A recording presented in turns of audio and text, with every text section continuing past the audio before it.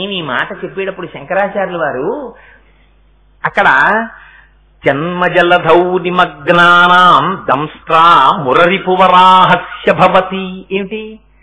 హిరణ్యకశిపుడికి రిపు అంటే శత్రువు, హిరణ్యాక్షుడికి రిపుడు ఆయన, మురా అనేటటువంటి రాక్షసుడికి శత్రువు ఆయన. మురని చంపినవాడెవరు? శ్రీకృష్ణ భగవానుడు చంపాడు. శ్రీకృష్ణ భగవానుడు నరకాసురుడికి తోడుగా వచ్చినటువంటి మురా అన్న రాక్షసుణ్ణి కృష్ణుడు సంహరించాడు.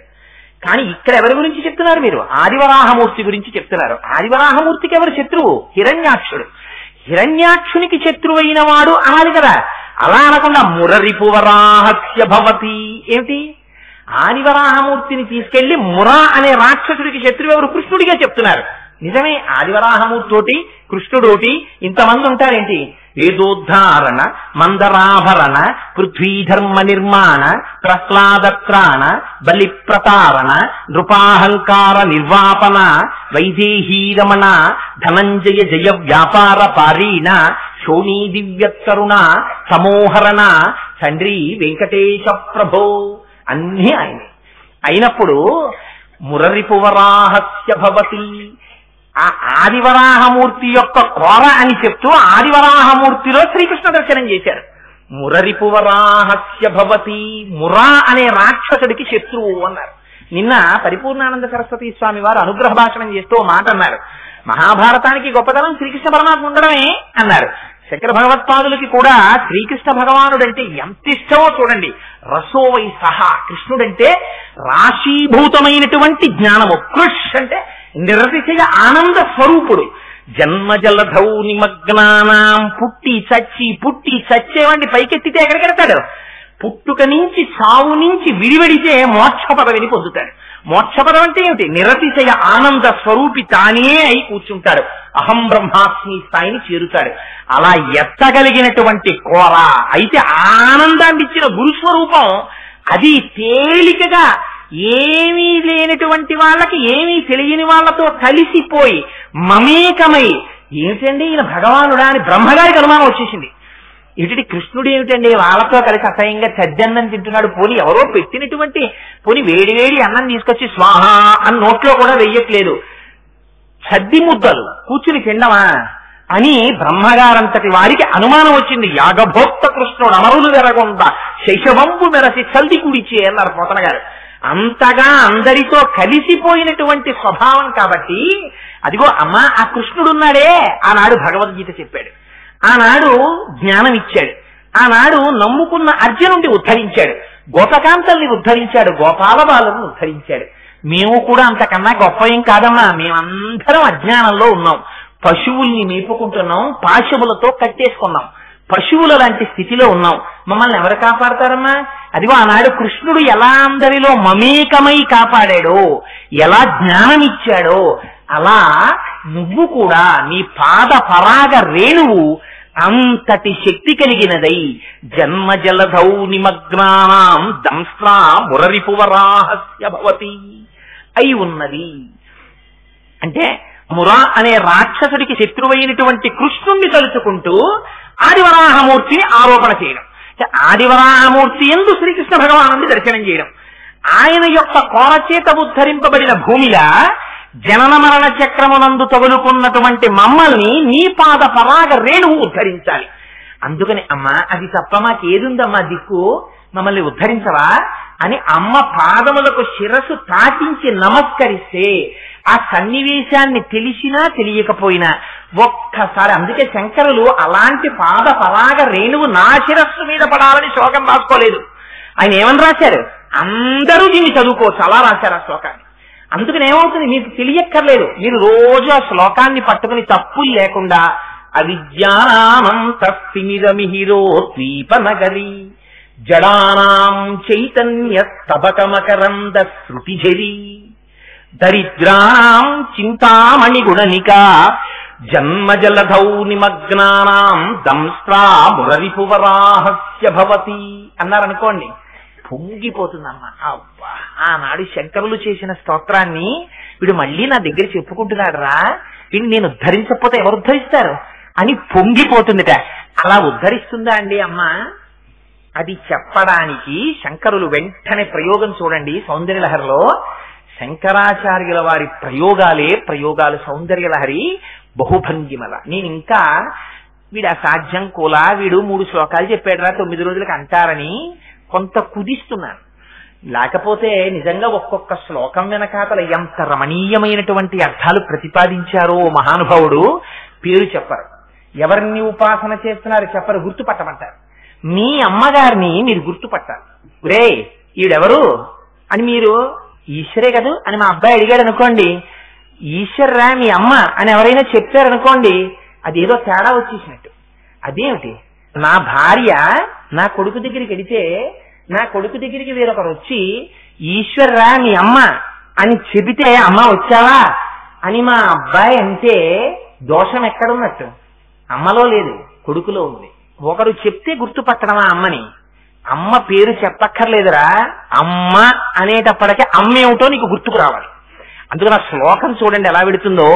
కొణకాంచీదామా కరికలభ కుంభక్తనత పరిక్షీణా మధ్యే పరిణత శరచంద్రవదన ధనుర్పాశం బాణం శృణిమపి దధానా కరతలై అని ఎంత గొప్పగా వేసేస్తారంటే ఆ పాదం వెనకాతల పాదాన్ని ఆయన అంటారు. పురస్తాద్యస్తాం నహ పురమధితురహో పురుషిక. నహ అంటారు, నహ అంటే మేము, నేను అని శంకరాచార్యుల వారికి చెప్పుకోవచ్చుగా, అలా చెప్పరు. నహ అంటారు మేమందరం. ఎప్పుడు చూస్తామమ్మా అలాగా? అమ్మని చూడాలనుకున్న పిల్లాడు అమ్మని చూసి ఎన్నాళ్ళైందో మా అమ్మ పొద్దున్నే లేచి నా కోసమని వెంకటేశ్వర స్వామంతటి వారికి ఇప్పటికీ నిద్ర లేపవలసి ఎలా లేపుతామండి మనం? కౌసల్యాసు ప్రజారామ పూర్వా సంధ్యా ప్రవర్తతే ఉత్తిష్ట నరసార్దూల కర్తవ్యం దైవమాన్నికం. ఉత్తిష్ట నరసార్దూల కర్తవ్యం దైవమాన్నికం. ఆయన లేవలేదనుకోండి, అప్పుడు ఒక ప్రయోగం చేస్తారు. ఏమని? యోషా గణేన వరదగ్ని విమధ్యమాని ఘోషాలయేషు దిమంధన తీవ్ర ఘోషా రోషాత్ కలిం విధదతే కకుభశ్చ కుంభాః శేషాద్రిశే కర విభో తవ సుప్రభాతం అంటారు. స్వామినికి జ్ఞాపకం ఉందా? అదిగో పెద్ద పెద్ద కలవల్లో పెరుగు చిలకడం కోసమని అందులో కవ్వం దింపారు, వాటికి తాళ్లు కట్టారు. ఆ పెద్ద కవ్వం గట్టి పెరుగులోకి దిగిందేమో తిరగట్లేదు, అతి కష్టం మీద చిలుకుతున్నారు. ఆ చిలుకుతున్నప్పుడు చేతులకున్నటువంటి గాజులు గల్లు గల్లుమని మోగుతున్నాయి. అందులో నీ గురించి పాట పాడుతున్నారు.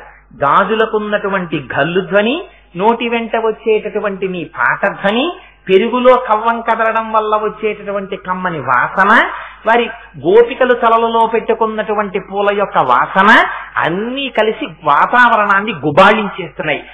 కవ్వానికి కుండకి ఏమైనా దెబ్బలా తెచ్చిందా అన్నట్టుగా చర్ర చస్సమంటుంది కవ్వం. ఆ చప్పుడు వినపడుతోందా? నిద్రలే. ఎక్కడ వెంకటేశ్వరుడు, ఎక్కడ కృష్ణావతారం? ఇది వినేటప్పటికీ యోషా గణేన వరదగ్ని విమధ్యమాని ఘోషాలయేషు దిమంధన తీవ్ర ఘోషాః అనేటప్పటికి సుడియుచు గిజుకుతూ వాలుచు సడికొట్టుచు అమ్మ రమ్ము సన్నిమ్మనుచు వెడబెడ గంతులు వయసుచు కదిసి కదవ బాలకుంటూ కవ్వము పట్టెనంటారు పోతన గారు. ఆనాడు అమ్మ దగ్గరికి పరిగెత్తుకొచ్చి కవ్వం పట్టుకుని అమ్మ అమ్మ అమ్మ ఆకలేసేస్తోందమ్మా నాకు పాలియమ్మ పాలియమ్మ అన్నది గుర్తొచ్చి ఆ యశోద బహుళమాతగా వంటశాల ఎదురుగుండా కూర్చుంది. పాపం అమ్మ మళ్ళీ నా కోసం అక్కడ కూర్చుందో ఏమిటో తెల్లారిపోయింది కదా. ఆ పాలు పెరుగు కవ్వాలు కృష్ణుడు అవతారం గుర్తొచ్చి తన సౌలభ్యం గుర్తొచ్చి గభాలన లేచి కమలాకు చచూచు కుంకుమతో నియతారుణితాతుల నీలతనో ఒంటి మీద అమ్మవారిని రాత్రి కౌగిలించుకున్నప్పుడు అమ్మవారు కుచుమలకు అద్దుకున్నటువంటి కుంకుమ యొక్క రేఖలు తన వక్షస్థలం మీద కనపడుతున్నాయని కూడా చూసుకోకుండా ఉత్తరీయం జారిపోతుండగా పరుగు పరుగున వచ్చి భక్తులకు దర్శనమిచ్చినటువంటి సౌలభ్యమూర్తి అయిన వెంకటాచలపతిలా అమ్మవారి యొక్క దర్శనం ఎలా ఉంటుందో చెప్తారు శంకరులు. కొణత్కాంచీదామా కరికల్లభ కుంభస్తనత. కొణత్కాంచీదామా ఆ మాట చూడండి ఎంత గొప్ప మాట. అసలు అక్కడ వేసేయడంలో అందం చూడండి. కాంచీ అన్నారు. కాంచీ నాభిస్థానం భారతదేశానికి అంతటికీ కూడా. నాభి అమ్మకి మనకి ఉండేటటువంటి సంబంధాన్ని చెప్తుంది. మనం అమ్మ కడుపులో ఉన్నంతసేపు మన పోషణ నాభిగొట్టంలోంచే జరుగుతుంది. బయటికి వచ్చిన తరువాత నాభి కోసేస్తారు, బొడ్డు కోసేస్తారు. బొడ్డైతే కోసేస్తారు, కానీ అమ్మకి మనకి ఉండేటటువంటి సంబంధాన్ని, హృదయంలో ఉన్న బంధం ఎక్కడికి పోతుంది? ఆ హృదయ బంధం ఎప్పుడూ ఉండిపోతుంది అమ్మకి కొడుక్కి. కానీ ఇక్కడ శంకరులు అంటారు కొనకాంచీదామా. అమ్మా పేరేమైనా చెప్పారా? అమ్మకి పేరు చెప్పడం ఏంటంటే అమ్మని అమ్మగా గుర్తుపట్టేయాలి మీరంతే. ఇది శంకరాచార్యుల వారి యొక్క ప్రతిపాదన. అందుకని పేరేం చెప్పరు. ఈ శ్లోకమంతా విని మీరు చెప్పాలి ఆవిడెవరో పేరు. ఇది సౌందర్యలహరి అంటే. ఎందుకని ఇక్కడ ముద్ర పడిపో ఉంటుంది అమ్మ. ఇలా ఎక్కడో వారెవరో ఇలా పెట్టుకుంటుంటే ఏంటంటే మా అమ్మగారి ఫోటోలో ఉందండి అనగలగాలి నువ్వు అంతే. శ్లోకం చెప్తారు, పేరు చెప్పరు. మీరు చెప్పాలి పేరేమిటో. అన్ని అమ్మ పేర్లే, కానీ ఇలా అమ్మెవరో సౌందర్యలహరిలో చెప్తున్న నాయకి ఆవిడెవరో మీరు గుర్తుపట్టాలి, ఆయన చెప్పరు పేరు. అలా మా కళ్ళ ముందు కనపడు అంటారంతే. అంటే లోపల ఎంత ఉపాసన చేశారో చూడండి. అలా అమ్మ కనపడాలి అని అమ్మని వర్ణించేస్తున్నారు. ఈ స్థితి నువ్వు పొందాలి. నువ్వు కూడా అలా అమ్మని ఉపాసన చేయగల. కళ్ళు మూసుకుంటే నీకు కనపడాలి. ఎలా? కొనకాంచీదామా. అమ్మ నడుం చుట్టూ మేఖలా పెట్టుకుంటుంది. మేఖల పెట్టుకుంది అంటే మళ్ళీ ఒక చిన్న పొరపాటు జరుగుతుంది అక్కడ. ఎందుకంటే మేఖల అయితే దానికి గంటలు ఉండవు. చిరుగంటలు లేకపోతే మేఖల అనాలి. చిరుగంటలు ఉన్న మొలనూలైతే దాన్ని మొలనూలు అంటారు. అమ్మ మొలనూలు పెట్టుకుంటుంది అంటే వడ్డాణం లాంటిది అనుకోండి. దానికి చిరుగంటలు ఉంటాయి. ఆ గంటలు ఉండడంలో గొప్పతనం ఏమిటో తెలుసా అండి? చిన్ని గంటలు ఉంటాయి. అమ్మవారి నడుము చాలా సన్నగా ఉంటుంది. సరే అలా ఎందుకు చెప్తారు? అది ఎలాగో వచ్చేస్తుంది. పరీక్షీణా మధ్యే అక్కడ చెప్తారు. కొనకాంచీదామా. ఆ చిరుగంటలతో కూడుకున్నటువంటి మొలనూలు కలిగినటువంటి అమ్మట అమ్మ అని పిల్లాడు వస్తున్నాడు అనుకోండి. అమ్మ ఏం చేస్తుంది? అమ్మో వీడొచ్చాడండి, అమ్మయ్యా వీడొచ్చాడు అని పిల్లాడిని చూడగానే సంతోషంగా లేస్తుంది. లేవగానే మీరు కొనకాంచీదామా అనగానే మీకు ఏం వినపడాలి చెవులో? అమ్మ లేవగానే, లేకపోతే అమ్మ ఓయ్ శంకరా వచ్చావా అని కొనకాంచీదామా అని తలుచుకోగానే అమ్మ ఇలా కదిలిందా, అమ్మవారికి ఉన్నటువంటి మొల నూలు కదులుతుంది. కదిలితే టింగ్ టింగ్ టింగ్ టింగ్ అని ఆ గంటలు మోగుతాయి. ఆ గంటల ధ్వని మీ చెవిలో పడాలి. ఈ లోపల దర్శనం ఈ చెవికి మీకు ఒక ధ్వనిని అందించాలి. ఇలా అందిస్తుంటే మీకు దర్శనం అవుతోందని గుర్తు. ఎంత రహస్యమైన ప్రతిపాదన చూడండి. ఇది నేర్పుతున్నారు శంకరులు. ఇది నీకు వచ్చిందా నిర్భయమైన స్థితి. నీ వెంట అమ్ముంటుంది. ఇలా ఆరాధన చేయడం నేర్చుకో. ఇది సౌందర్యలహరి. కొనకాంచీదామా కరికల్లభ కుంభస్తనమత. గున్న ఏనుగుల యొక్క ఉండేటటువంటి ఉంటాయే శిరస్సు యొక్క భాగములు, ఆ శిరస్సు యొక్క ఉపరితలములు ఎలా ఉంటాయో అంతంత వక్షోజములు కలిగినటువంటి అమ్మవార్త. అంటే ఆ మాట ఎందుకు అంటున్నారు? అమ్మా అని పిలవడం. తను సంటితనంలో ఏమీ తెలియనప్పుడు ఏడిస్తే తన్ని పోషించిందేది అమ్మ యొక్క వక్షోజమే తనని పోషించింది.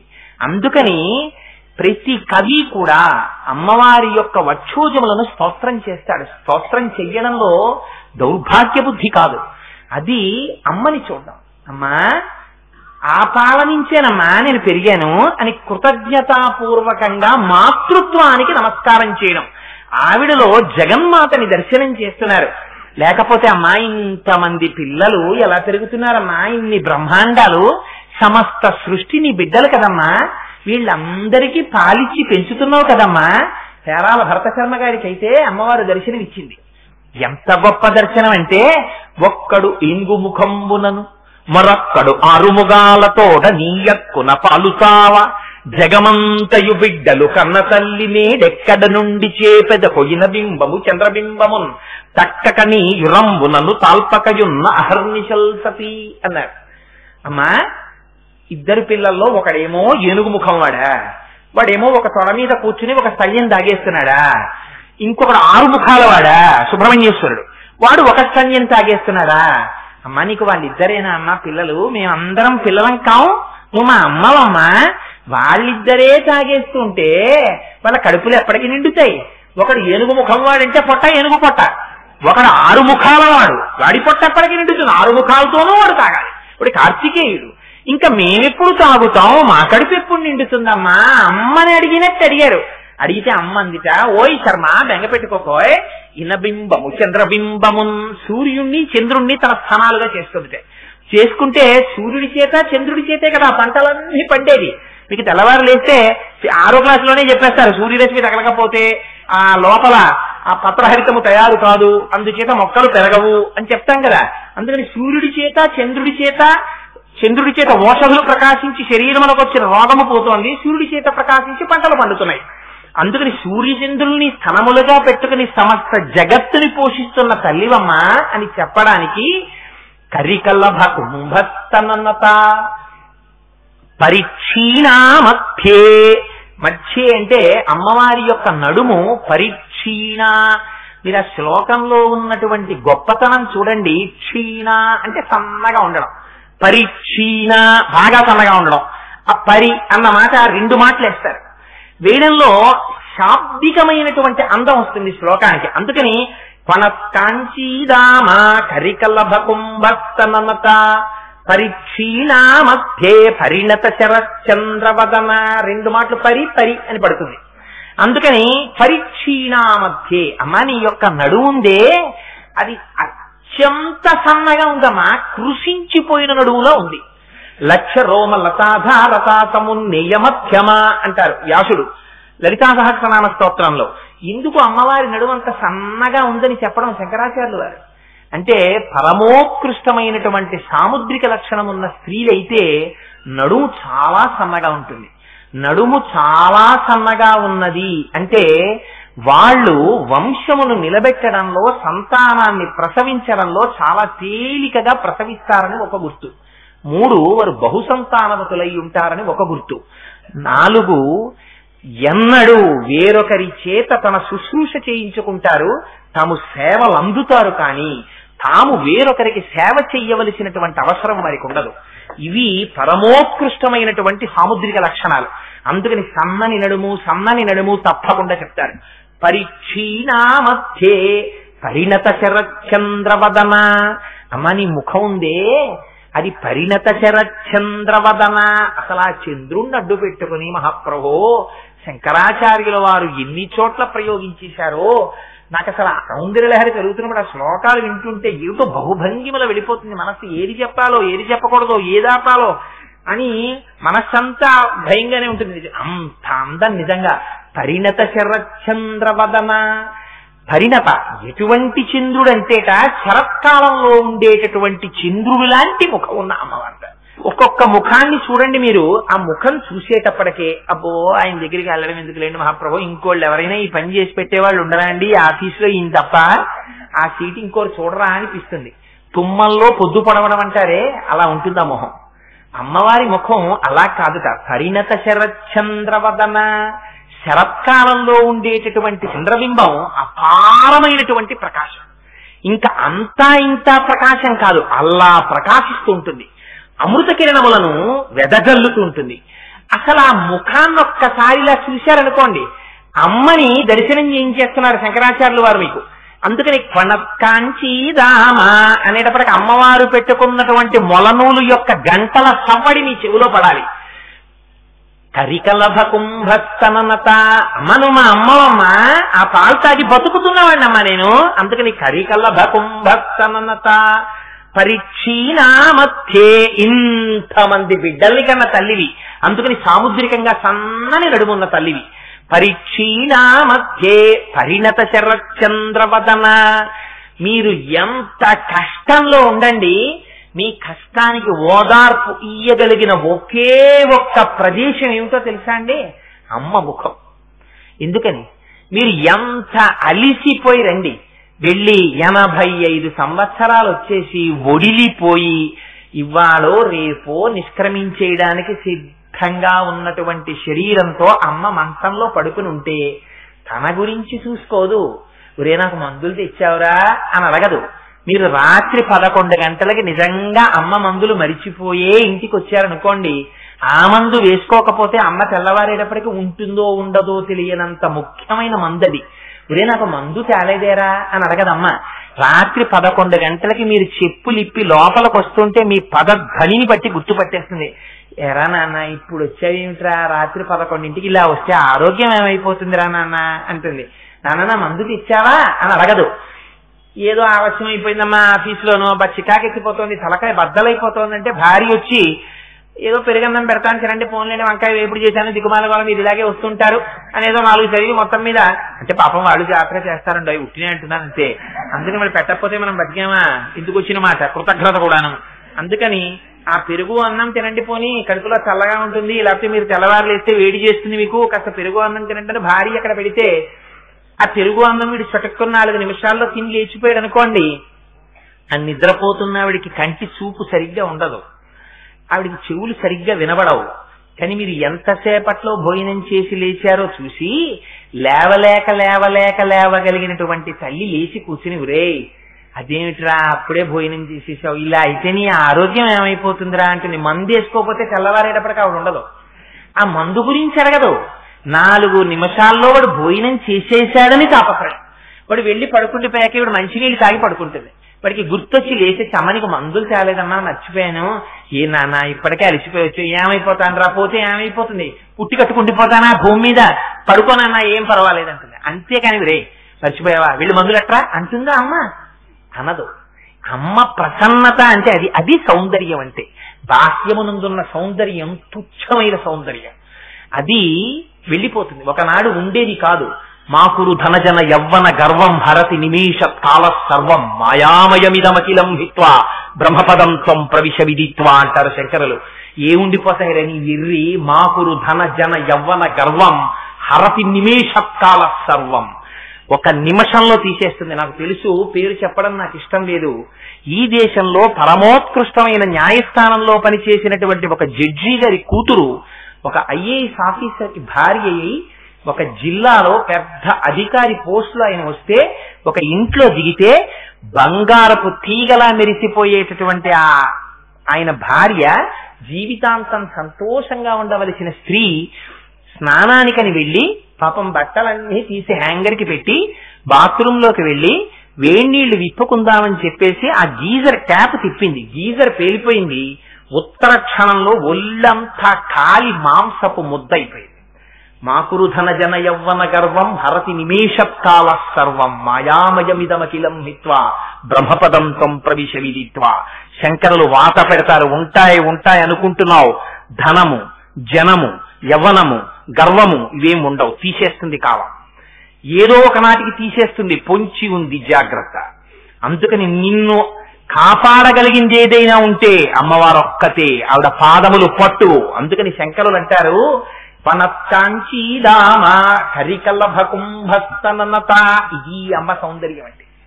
అప్పుడు వెళ్ళి అమ్మ సౌందర్యం ఏమండి రాత్రి 11 గంటలకు వచ్చారు మీరు, ఇప్పుడు వచ్చారేమిటండి మందులకి అన్నాడు అనుకోండి. అంటే ఎక్కడో దూరంగా స్కూటర్ వేసుకెళ్ళి ఏదో 24 hours ఉండే మెడికల్ షాప్ లో వాడు ఆ మందులు ఎట్టుకుని వస్తాడు కొడుకు. వస్తే ఆ మెడికల్ షాప్ వాడు అడిగితే పాపం మా అమ్మండి నన్ను ఎంత కష్టపడి పెంచిందో, పిచ్చి తల్లి ఎన్ని రాత్రులు నిద్రపోకుండా నన్ను పెంచిందో, ఆ అమ్మకి మందులు మర్చిపోవడం కృతజ్ఞత, మళ్ళీ రావద్దు అందుకొచ్చాను అని కొడుకు ఆ మందులు పట్టుకుని మళ్ళీ వెడితే ఆ మందు గుటుక్కని వేసుకుని సంతోషంగా అమ్మ పడుకుంటుందండి. దిక్కుమాలిన దాన్ని భూమికి బరువై 85 ఏళ్లు బతికి రాత్రి 11ంటికి వస్తే నాన్న నిన్ను మళ్లీ మందులకి పంపించాను రా, తొందరగా వెళ్ళిపోతే బాగుండ్రా నాన్న, నిన్ను ఎంత కష్టపెట్టాను రా, నా కొడుకుని పట్టుకుని ఆ తల ఉంచి వాడిని ముద్దు పెట్టుకుని సంతోషపడిపోయి కళ్ళ నీళ్లు తుడుచుకుని ఆ మాత్రలు వేసుకుని పొంగిపోయి పడుకున్న అమ్మదా సౌందర్యం. ప్రపంచంలో ఉందా సౌందర్యం? ఇది సౌందర్యం. ఇది అమ్మ ముఖంలోంచి జాలువారేటటువంటి అమృత కిరణం. దీన్ని గ్రోలరా, ఎక్కడ తిరుగుతావురా సౌందర్యానికి, ప్రపంచం అంతా తిరుగుతున్నావా భ్రష్టుడవై. అమ్మ ముఖంలో ఉందిరా సౌందర్యం. జగత్తుని కన్న తల్లి పరాశక్తి అంబికా స్వరూపంలో నీ ఎదురుగుండా కూర్చునుంది, వెళ్ళి అమ్మకి నమస్కరించలేవు? అందుకని శరచంద్రవదన ఆ తల్లి ముఖం ఎప్పుడూ వైవర్ణ్యం పొందదు. ఎన్నడూ అబ్బా ఇది వచ్చాడా అనదు. అనకూడని మాట అన్న రావణాసురుణ్ణి చూసి కూడా సుడభంతరత కృత్వా ప్రత్యువాచి సుచిస్మిత, శుద్ధమైన నవ్వు నవ్విన అమ్మ. ఎంత అమ్మ పొంగంటే పరాశర భట్టలు శ్రీగుణరత్న కోశంలో అంటారు, అమ్మ పద్మాననే పద్మభూరు పద్మాక్షి పద్మ సంభవే అని పద్మాసనం వేసి కూర్చుంటుంది. ఒకసారి పరాశర భట్టలు 2 పువ్వులు పట్టుకుని బయలుదేరారు అమ్మవారి దగ్గరికి. పట్టుకుని వెళుతుంటే అయ్యో భట్టర్ వస్తున్నాడు, అమ్మా నీ పాదముల మీద పువ్వు ఉంచుదాం అనుకున్నాను, 2 పాదములు పద్మాసనం వేసేసుకున్నావా అమ్మా అని చిన్నబుచ్చుకుంటాడేమోనని ఏకన్యంచనతిచ్చమం మమ పరంచ ఆకుంచ పాదాంబుజం మధ్యే విష్టర పుండరీకమభయం విన్యస్య హస్తాంబుజం త్వాం పశ్యేమ నిషేదుషీం ప్రతికలంకారుణ్యకులంకష స్ఫారాపాంగతరంగమంబ మధురం ముగ్ధం ముఖం బిభ్రతీం. అమ్మ నా కోసమని ఒక కాలు కిందకి జాపావా, నా కోసమని ఇలా అభయముద్ర పట్టావా, అమ్మా ఎంత అనుగ్రహం అమ్మా, ఎంత వాత్సల్యం అమ్మా నా యందు అంటారు. అలా పరిణత శరచంద్రవదన ఆ ముఖాన్ని ఒక్కసారి దర్శనం చేశారా? మీరు ఎప్పుడైనా బాలాత్రిపుర సుందరి అమ్మవారి గుడికి తెల్లవారుజామునే 5 గంటలకి వెళ్ళిపోయి సూర్యోదయం అవుతుండగా అక్కడ శ్రీచక్రాలు ఉంటాయి, ఆ శ్రీచక్రాలకి యువతల అరుగు మీద కూర్చుని మీరు ఏమీ చెయ్యక్కర్లేదు, అలా కూర్చుని చూడండి. ఎంత ఆశ్చర్యం వేస్తుందంటే పొద్దున్నే పనుల మీద బయలుదేరేటప్పుడు సూర్య భగవానుడు వచ్చి ఒక్కసారి అమ్మ పాదములకి నమస్కారం చేస్తున్నాడా అన్నట్టుగా ఆ బాలభానుడి కిరణాలు ఒక్కసారి అలా వచ్చి శ్రీచక్రాల మీద పడుతుంటాయి. పడి సూర్యుడు మెల్లిగా ఆకాశంలోకి వెళ్ళిపోతాడు. అలా ఎదురుగుండా అమ్మవారు అక్కడి నుంచి ఆ ఊచలు ఉంటాయి, ఆ ఊచల వెనక్కి అమ్మవారు కొద్దిగా ఇలా ఉంచి చూస్తున్నట్టుగా, ఎవరొచ్చారో చూడాలని ఇలా చూస్తున్నట్టుగా అమ్మ ప్రసన్నమైన ఆవిడ ముఖం, మెడ నిండా పూలదండలు, ఆ కుప్పు నిండా పూలు, ఇంత పట్టుచీర, పాదాల నిండా కుంకుమ, నిత్య సువాసినిగా ఆవిడ సాకారమూర్తి ఎక్కడుంటుంది? శ్రీచక్రంలో శ్రీనాథృతపాలిత త్రిభువనాం శ్రీచక్ర సంచారిణి గానాసక్త మనోజ్ఞయౌవనల సద్గంధర్వ కన్యావృతాం దీనానామతివేల భాగ్యజననీం దివ్యాంబరాలంకృతాం శ్రీశైలస్థలవాసినీం భగవతీం శ్రీమాతరం భావయే అంటారు. నాకు ఎప్పుడు అనిపిస్తూ ఉంటుంది, ఇన్ని స్తోత్రాలు చెప్పారే మహానుభావుడు శంకరాచార్యులు వారు, ఈ బాలాత్రిపుర సుందరి అమ్మవారి గుడిలో ఏనాటికైనా ఒక శంకరాచార్యుల వారి మందిరం, చిన్న మందిరం వచ్చి లోపలికి వెళ్లే ముందు శంకరాచార్యుల వారిని దర్శనం చేసి అమ్మ దగ్గరికి వెళితే, వైశాఖ శుక్ల పంచమి నాడు శంకర జయంతి నాడు పల్లకీలో శంకరులు కూర్చుని ఆ గుళ్ళోంచి బయటికి వస్తే ఆ పల్లకీ పట్టుకుని కాకినాడ పురవీధులన్నీ అందరూ భుజాలతో పల్లకీ మోసి జయ జయ శంకర హర హర శంకర అని పలుకుతూ, ఇన్ని మనకి నేర్పిన జగద్గురువులు కదా. వైశాఖ శుక్ల పంచమి నాడు వారి పల్లకీ కాకినాడ ప్రధాన వీధులలో ఆ నామం చెప్తూ తిరిగి త్రిపుర సుందరి అమ్మవారి గుడిలోకి వెళ్ళిపోయి మళ్ళీ ఆ లోపల కూర్చుంటే, ఆ గుడిలోకి వెళ్లే ముందు ఒకసారి అక్కడ శంకరుల దర్శనం చేసుకోవడానికి ఒక గుడి ఎప్పటికైనా ఇక్కడ వస్తుందా, అలా చూస్తామా అని అనిపిస్తూ ఉంటుంది నాకు. ఎందుకంటే అక్కడికి ఇడితే సౌందర్యలహరి గుర్తొస్తుంది. ఆ సౌందర్యలహరినిచ్చిన శంకరుల్ని మీరు మానసికంగా భావన చెయ్యాలి, కానీ అక్కడ లేరు. అందుకని అలా వస్తుందా అనిపిస్తూ ఉంటుంది నాకు. సరే, ఎందుకు వచ్చిందో ఆ మాట వచ్చింది అనుకోండి. సరే, ఆ కారణం చేత పరిణత శరచంద్రవదన అని ఆయన అంటారు. కొనత్కాంచీదామ కరికలభ కుంభస్తనత పరీక్షీణా మధ్యే పరిణత శరచంద్రవదన. నేను వెనక్కి మళ్ళీ ఎందుకు చదువుతున్నానో తెలుసా అండి? చెప్పిన వివరణని బట్టి మీలో ఎంతమంది ఆ నామానికి మనస్సులో ముద్ర వేసుకోవడానికో అవకాశం ఇవ్వడానికి. పరిణత శరచంద్రవదన ధనుర్పాశం బాణం శృణిమపి దదానాకరతలై. ఇక్కడ వచ్చింది గొప్పన పాదం వేసేశాడు. ధనుర్పాశం బాణం శృణిమపి కథానాకరతలై. అమ్మా, నువ్వు 4 బాహువులతో ఉన్నావు. ఆ 4 బాహువులలో ఒక బాహువునందు ధనస్సు పట్టుకున్నావు, ఒక చేత్తో బాణములు పట్టుకున్నావు, ఒక చేత్తో పాశము పట్టుకున్నావు, ఒక చేత్తో అంకుశం పట్టుకున్నావు. 4 బాహువులలో నాకు 4 ఆయుధములు దర్శనం అవుతున్నాయమ్మా అన్నారు శంకరులు. ఇందుకు ఈ మాట శంకరాచార్యుల వారు అన్నట్టు. ఇప్పటి వరకు వారు చెప్తున్నది దేని గురించి? అతి ప్రసన్నమూర్తి అయిన అమ్మ గురించి చెప్పారు. అకస్మాత్తుగా ఆయుధాల గురించి చెప్పారు. ఎందుకు ఈ మాట శంకరాచార్యుల వారు చెప్పడం అంటే, ఇక్కడే రహస్యం అంతా ఉండదు. ఈ ఆయుధం అమ్మవారి చేతిలో ఉంటే ఒక తత్వం, మన్మధుడి చేతిలో ఉంటే ఒక తత్వం. దొంగవాడు చేతిలో కత్తి పట్టుకున్నాడు అనుకోండి, మనం పరిగెడతాం. మన చేతిలోకి కత్తి వచ్చిందనుకోండి, దొంగ పరిగెడతాడు. ఆయుధం మారింది. ఇక్కడే మీరు ఒక గొప్ప రహస్యాన్ని అర్థం చేసుకోవాలి. చూడండి, అక్కడ విచిత్రం ఏమిటంటే మన్మధుడు కూడా ఆయుధాలు పట్టుకుంటాడు. మన్మధుడు కూడా ఏమి పట్టుకుంటాడు? ఆయన అమ్మవారు ఏవి పట్టుకుంటాడో ఆయన అవే పట్టుకుంటాడు.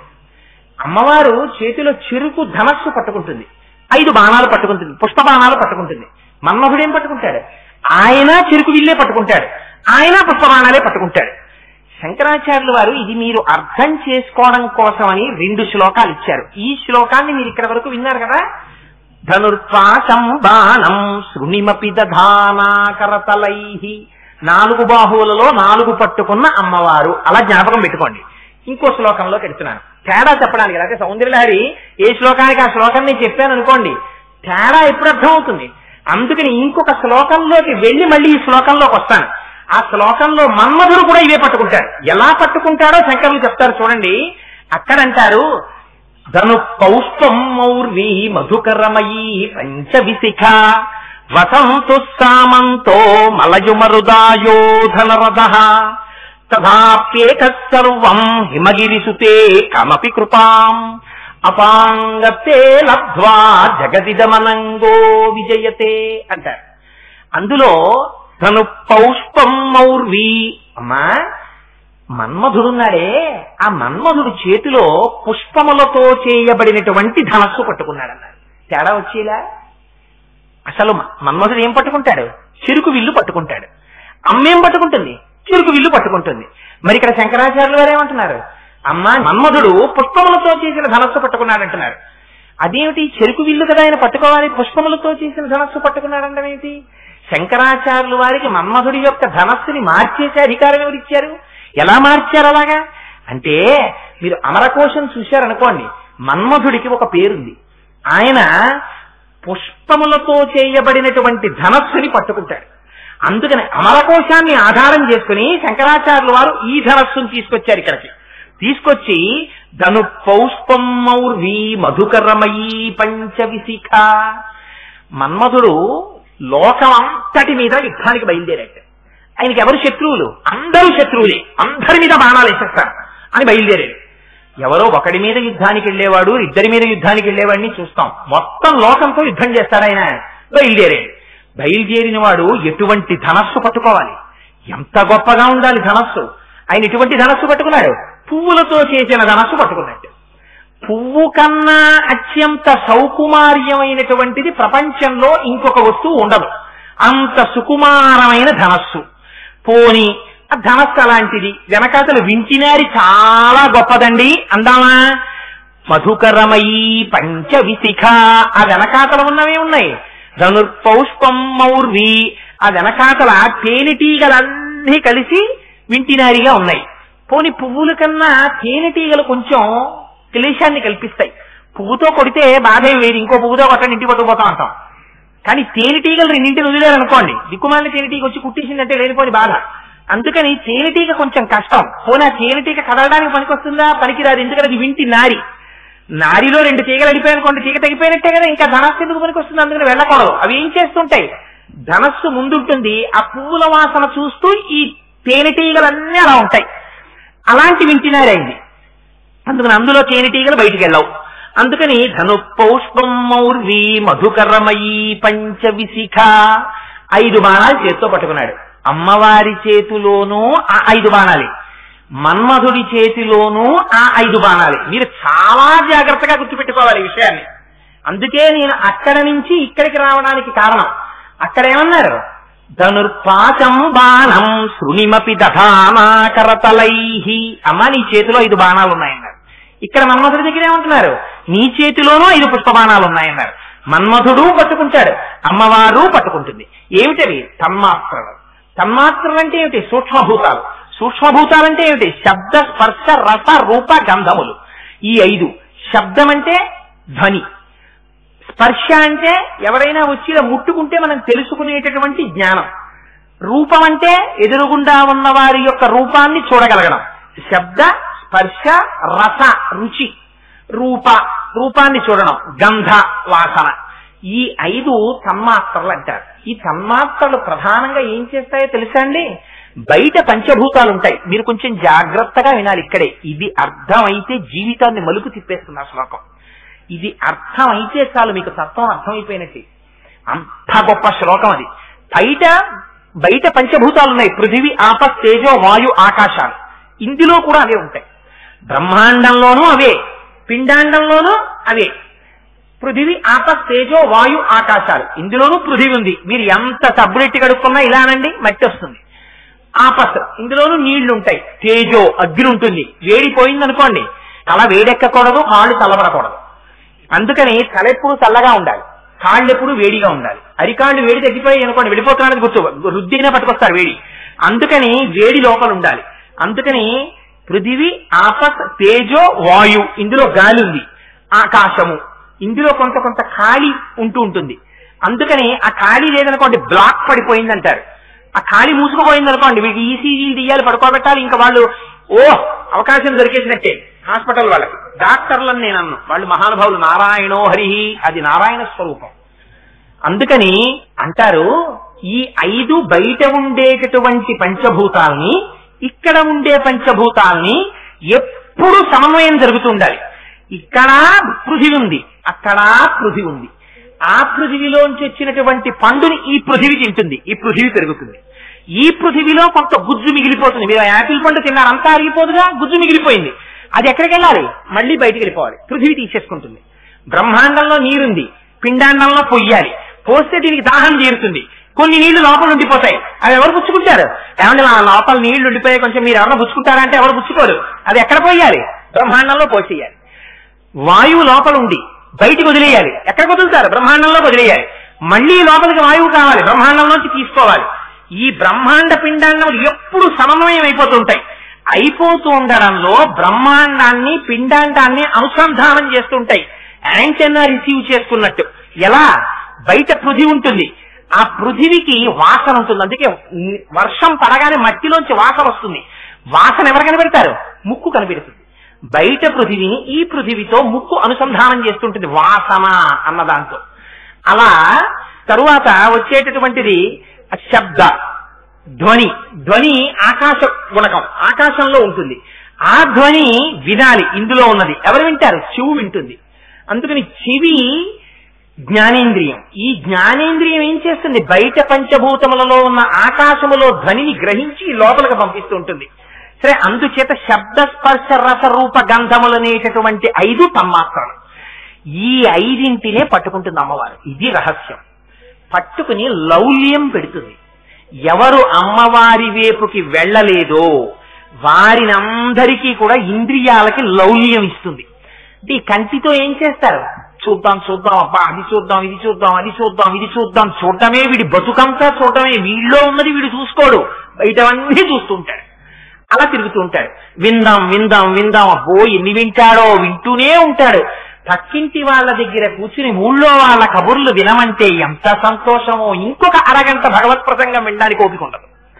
అందుకని వినడం వినడం వినడం వింటాడు. స్పర్శ ఎన్నింటిని ముట్టుకున్నా తనివి తీరదు. ఇంకా ముట్టుకుందాం ముట్టుకుందాం ముట్టుకుందాం ముట్టుకుందాం ముట్టుకుందాం అంటాడు. రస ఎన్ని తిన్నా తిందాం తిందాం తిందాం తిందాం అంటాడు. లౌల్యం. ఈ 5 పువ్వులు.